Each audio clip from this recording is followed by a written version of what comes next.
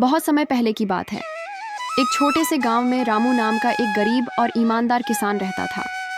उसके पास दिमाग का अभाव था, जिस कारण से उसे कोई भी बुड़बक बनाकर लूटकर चला जाता है। रामू के पास ज्यादा कुछ नहीं था, लेकिन उसकी एक बकरी थी जिसे वह बहुत प्यार करता था। बकरी अब बूढ़ी हो गई है, चलो इसे शहर में बेच आता हूँ ताकि कुछ पैसे मिल जाएं और मैं नई बकरी खरीद सकूं। वह बकरी को लिया और पैदल शहर की ओर चल पड़ा। शहर बहुत दूर था, इसलिए जंगल के रास्ते से होकर जाना पड़ता था। जंगल के रास्ते से शहर नजदीक पड़ता था, इसलिए उस गांव के हर लोग जंगल के रास्ते से ही जाते थे। थोड़ी दूर चलने के बाद रामू को 3 ठग देख लेते हैं। वो बहुत ही चालाक और चतुर प्रवृत्ति के थे। उन्होंने रामू की बकरी देखकर कहा, अरे क्यों ना हम इस बकरी को उसे मूर्ख बनाकर हथिया ले। अगर हम चालाकी से योजना बनाएं तो हमें मुफ्त में मिल सकती है। तीनों ने योजना बनाई कि वे बारी बारी से रामू को भ्रम में डालेंगे कि वह बकरी नहीं कुछ और लेकर जा रहा है।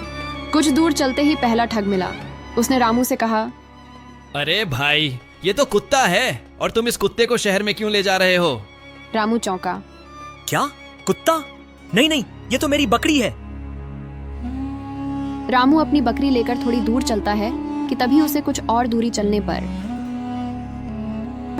दूसरा ठग मिला।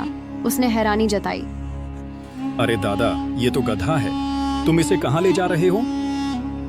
रामू अब घबराहट के साथ आगे बढ़ ही रहा था कि तभी उसे तीसरा ठग मिला और बोला, बाप रे, तुम पागल तो नहीं हो गए हो? ये तो शेर का बच्चा है। तुम इस शेर के बच्चे को लेकर कहाँ जा रहे हो? रामू ये सुनते ही घबरा जाता है। तीनों अजनबियों की बात सुनकर रामू डर गया। वह सोचने लगा, कहीं सच में मेरी आंखों को धोखा तो नहीं हुआ है? अगर ये सच में शेर का बच्चा हुआ तो गांव वालों को नुकसान हो सकता है। जैसे ही रामू बकरी छोड़कर भागा, तीनों ठग झाड़ियों के पीछे से निकले और बकरी को लेकर हंसते हंसते वहां से चल पड़े।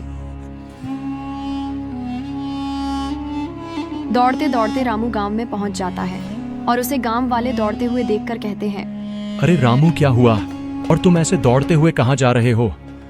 अरे रामू, और तुम्हारी बकरी कहाँ है?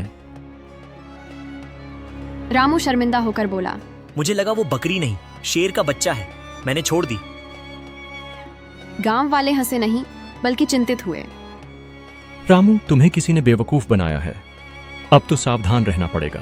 तो देखा मेरे प्यारे मित्रों, हमें ऐसे ही किसी पर भरोसा नहीं करनी चाहिए, नहीं तो हमारा ही नुकसान हो जाता है।